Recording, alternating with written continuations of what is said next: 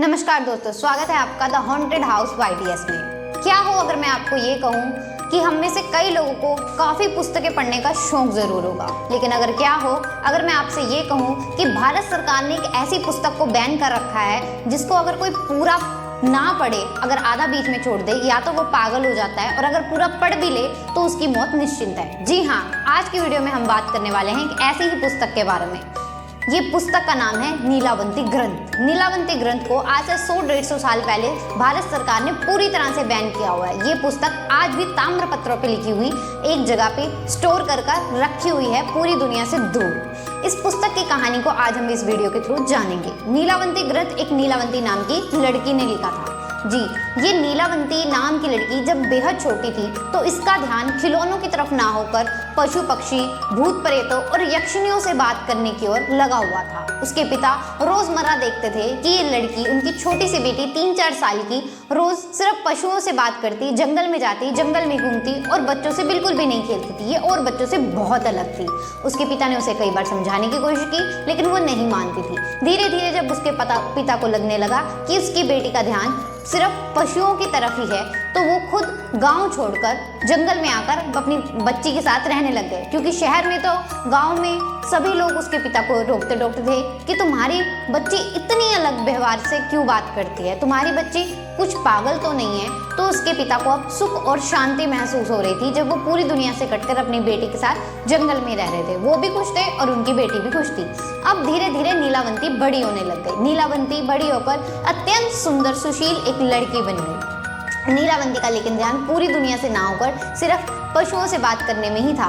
लेकिन धीरे धीरे जब वो जंगल में विचरण करने लग गई, अब इतने सालों से विचरण करते करते उसके पास कई तरीके की जानकारी आ चुकी थी।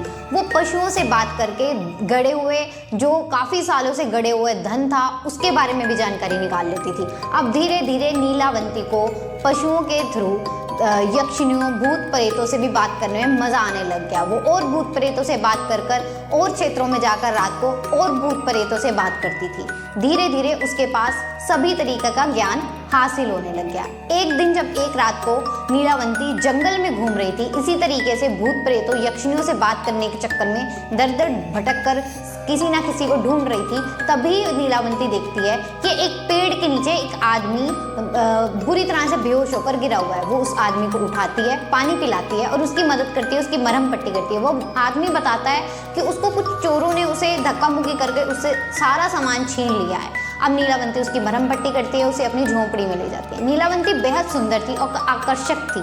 अब उस आदमी को नीलावंती को देखकर मोहित हो जाता है। वो उससे शादी करने का प्रस्ताव रखता है। नीलावंती पर उससे एक वादा लेती है कि तुम मुझसे शादी के बाद कभी नहीं पूछोगे कि मैं रात में कहाँ जाती हूँ, कहाँ आती हूँ। तुम्हें मुझसे कोई भी सवाल जवाब नहीं करना होगा।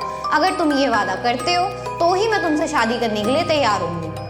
वो आदमी इस वादे को पूरी तरीके से पक्का निभाने का वादा करता है और इस तरीके से नीलावंती की उस आदमी के साथ शादी हो जाती है। अब शादी जैसे ही हो जाती है, नीलावंती अपनी रोजमर्रा की तरह रोज रात को जंगलों में जाती, खूब घूमती फिरती।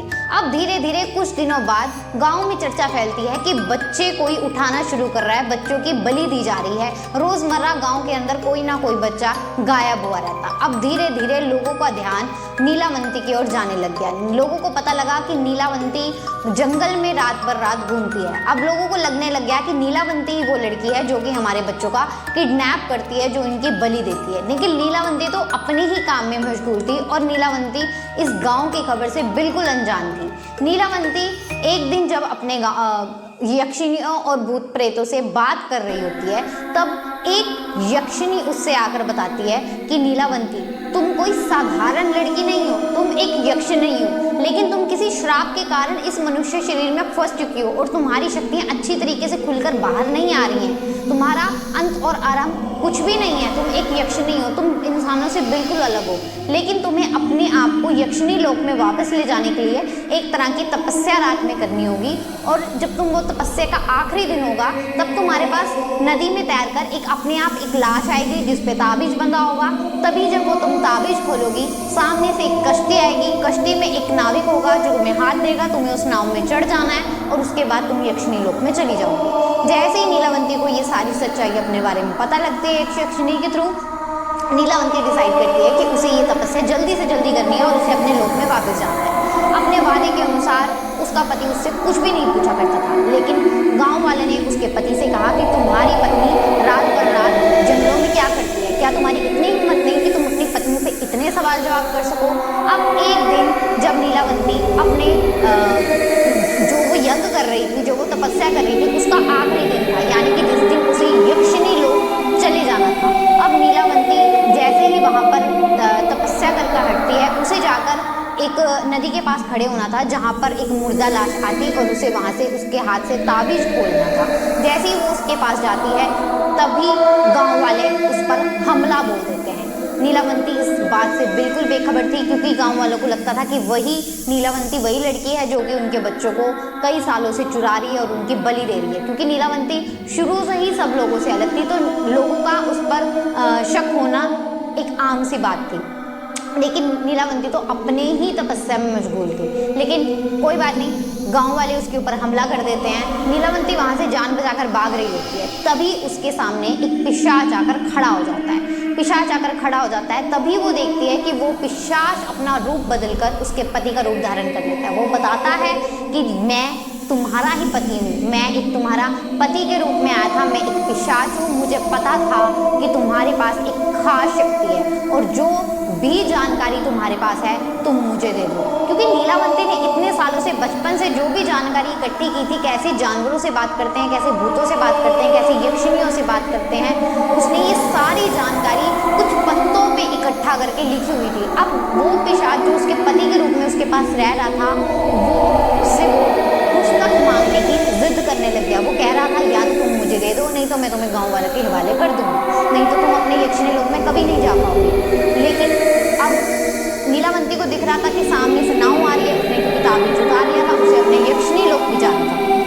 नीलावंती ने उसे पुस्तक जरूर दे दी, लेकिन नीलावंती ने उस पिशाच को उस समय ये श्राप दिया कि अगर तुम इस पुस्तक को पूरा पढ़ोगे या आधा पढ़ोगे, अगर पूरा पढ़ोगे तो तुम्हारी मृत्यु होनी निश्चित है, अगर आधा पढ़ोगे तो तुम बिल्कुल पागल हो जाओगे और तुम किसी काम के नहीं रहोगे। और इस पुस्तक को अगर कोई भी इस तरीके से पढ़ेगा तो वो बेमौत मारा जाएगा, बड़ी भयंकर मौत मारा जाएगा। ये बोलकर नीलावंती उस नाव के अंदर सवार हो जाती है और चली जाती है। लेकिन कुछ कहानियों का मानना है कि नीलावंती आज भी वहाँ के जंगलों के अंदर भटक रही है और उस पुस्तक की तलाश में है। जो भी उस पुस्तक को आज पढ़ता है या आधा पढ़ता है या अधूरा पढ़ता है या कई लोग उसे पूरा भी पढ़ लेते हैं, तो वो या तो मर जाते हैं या वो अपना मानसिक संतुलन खो देते हैं। जानकारी के लिए बता दूं, ये पुस्तक आज भी इंडिया के अंदर है और ये भारत सरकार ने पूरी तरीके से बैन की हुई है। इस पुस्तक को कोई भी नहीं पढ़ सकता है। एक बहुत ही खास जानकार साधु संत जिनको इन सभी चीज़ों की जानकारी थी, जिनके पास कुछ खास विद्या थी, उन्होंने उन पत्तों से ट्रांसलेट करके ये पुस्तक ताम्र पत्तों पे लिखी है, यानी कि तांबे के पत्तों पे ये सारी पुस्तक डिटेल में लिखी है। इसको वही पढ़ सकता है जिसके पास उसको पढ़ने के लिए खास शक्ति हो। तो कैसी लगी आपको आज की वीडियो में हमारी जानकारी? अगर आपको ये जानकारी अच्छी लगी हो तो वीडियो को लाइक करें, शेयर करें, सब्सक्राइब करें। Thank you.